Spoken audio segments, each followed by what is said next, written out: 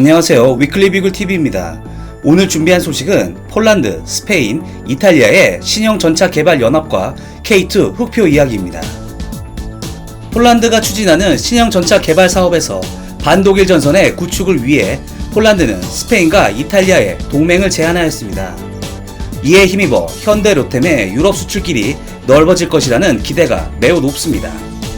지난 10월 29일 업계와 폴란드 군사 매거진 폴스카 즈브로즈나에 따르면 폴란드가 스페인과 이탈리아 등의 신형 전차 개발 프로젝트 협력을 제안했다고 밝혔습니다. 그동안 폴란드는 신형 전차를 개발하기 위해 프랑스와 독일과 함께 MGCS 프로젝트를 추진해왔습니다. 독일은 레오파드, 프랑스는 르클레르라는 독자적인 전차를 가지고 있었고 폴란드는 러시아 계열의 전차를 운영하고 있었습니다. 그러나 무슨 이유인지 독일과 프랑스가 폴란드의 참여를 거부하기로 최종 확정하면서 폴란드는 러시아의 팽창을 막기 위해 전차 개발에 새로운 파트너를 찾게 된 것입니다. 독립적으로 전차 개발이나 구매를 해야 하는 상황이 온 폴란드의 선택지를 한번 살펴보면 프랑스의 르클레르와 독일의 레오파드는 MGCS 사업에 참여 거부로 후보에서 자연스럽게 탈락하였고 미국의 M1 에이브럼스, 러시아의 T-90, 영국의 챌린저2 등 주요 전차가 남았는데 M1 에이브럼스는 구형 플랫폼에 열화 우라늄 장갑과 탄을 해외에 판매하지 않아 선택할 가능성이 적고 영국의 챌린저2도 M1과 마찬가지입니다. 그러면 러시아의 T-90이 남는데 폴란드가 자국의 1년 국방비와 맞먹는 초대형 전차 도입 프로젝트를 진행하는 가장 큰 이유가 바로 러시아 때문입니다. 이로 인해 T-90은 자동으로 탈락하게 됩니다. 그럼 선택지는 현대 로템의 K2뿐입니다. 그 외에 터키의 알타이 전차도 있지만 K2 카피 버전이고 파워팩이 없는 껍데기이기 때문에 선택지에 넣지도 않을 것입니다. 이렇게 폴란드는 스페인과 이탈리아와 새로운 전차 개발에 동맹 구축에 나서고 있습니다. 이탈리아 정부는 폴란드 제안에 동의했고 스페인은 답변을 기다리는 중입니다. 폴란드의 신형 전차 도입 사업은 늑대라 칭하고 있습니다. 폴란드 국군이 보유한 노후 전차 T-72 M1과 PT-91 전차들의 대체 장비 구입을 서두르고 있는 상황입니다. 이탈리아 군 관계자는 이탈리아와 폴란드, 스페인의 협력이 새로운 주력 전차 개발로 이어질 것이라는 확신이 있다고 말했습니다. 앞서 현대 로템은 폴란드 국영 방산업체 PGZ 그룹의 K2 흑표 전차를 기반으로 한 차세대 전차 K2PL 합작 개발을 제안한 상태입니다. 폴란드 차세대 전차 사업은 약 800대의 전차를 개발, 생산할 예정이며 사업 규모는 10.5조 원 규모로 알려져 있습니다. 제작은 오는 2023년에 돌입할 예정입니다. 이는 유럽에서 단일 전차 도입 사업으로 그 유례가 없는 초대형 전차 도입 사업입니다. 폴란드 정부는 이에 차세대 전차 도입 추진을 위한 입찰을 준비하고 있습니다. 독일 일간지 디벨트는 폴란드 정부가 현대 로템과 손잡고 K2 흑표 전차를 기반으로 한 800대의 전차를 개발, 생산하기로 계획하고 있다고 보도했습니다. 이에 현대 로템은 사업 수주를 위해 매우 공격적인 자세로 돌입하였습니다. 현대 로템은 폴란드 사업 수주를 위해 현지 방산 전시에도 참가했습니다.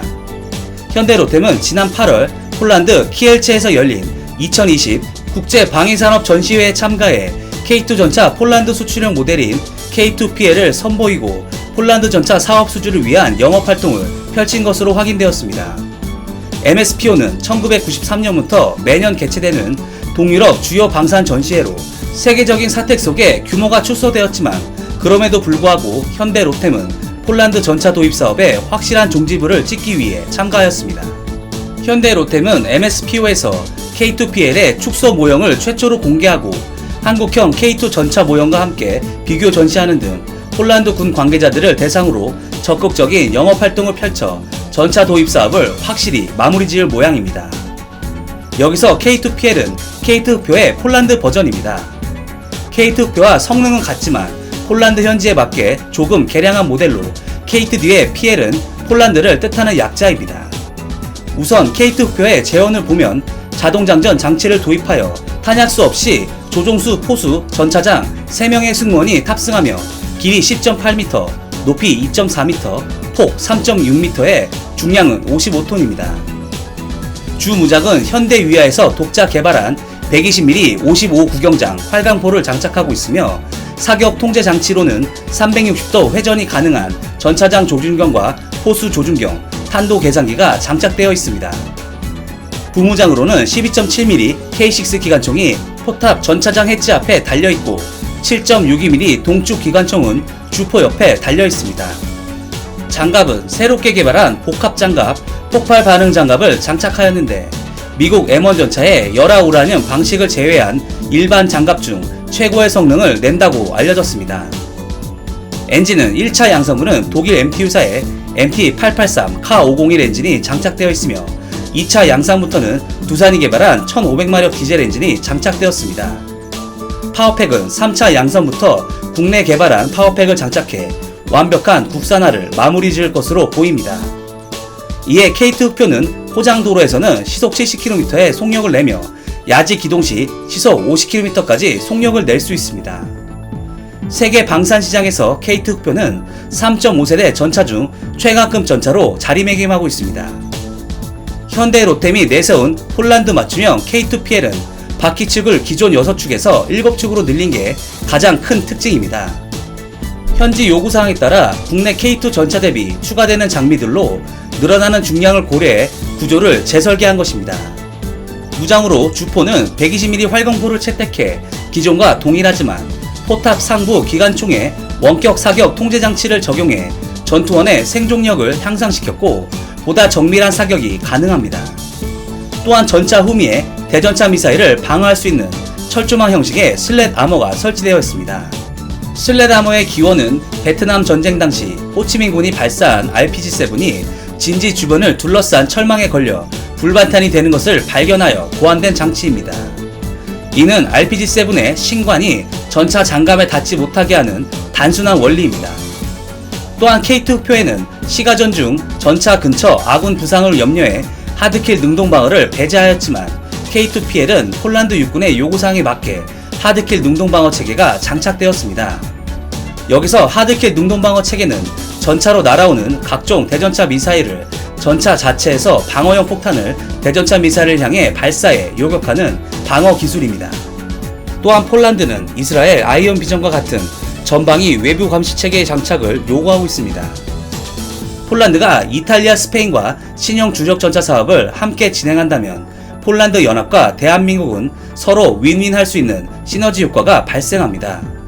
우선 폴란드는 800대, 스페인, 이탈리아가 각각 발주한 물량을 합산하면 적어도 1500대 이상의 전차를 발주할 것으로 보입니다. 이렇게 된다면 규모의 경제로 인해 전차 단가도 낮아지게 되어 폴란드 연합은 좀 더 저렴하게 신형 전차를 구매하는 효과를 얻을 수 있으며 우리나라는 좀 더 늘어난 발주량과 장기적인 유주보수 및 부품 공급을 지속하게 된다면 엄청난 수익을 거둘 수 있고 또한 나토 연합훈련 등에서 K2PL이 엄청난 활약을 보여준다면 자연스럽게 K2 홍보 효과도 볼 수 있어 신형 전차 도입이 필요한 다른 나토 국가들의 추가 주문으로 이어질 가능성도 무시할 수 없습니다. 폴란드는 이번 전차 도입 사업에서 자국 생산을 원칙으로 하고 있습니다. 다시 말해 공동 개발 형식을 원하고 있습니다. 그도 그럴 것이 10조가 넘는 비용을 투입해 무리를 해서 전차를 도입하는 사업에 자국 내 일자리 창출이라든지 이러한 부가적인 이득이 조금이라도 생기기를 바라는 것은 어느 국가나 마찬가지일 것입니다. 이에 현대로템은 적극적으로 폴란드 현지 라이센스 생산과 기술 지원을 과감하게 약속하고 있어 폴란드 당국은 현대로템을 가장 유력하게 검토하고 있는 것으로 보입니다. 아니, 사실 K2 외에 별다른 대안이 없습니다. 이렇게 폴란드의 800대에서 스페인과 이탈리아의 물량까지 추가될 경사가 일어날 가능성이 매우 높습니다. K2 흑표가 유럽에서 선전하는 그날을 기원합니다. 이상 위클리 비굴이었습니다. 시청해주셔서 감사합니다.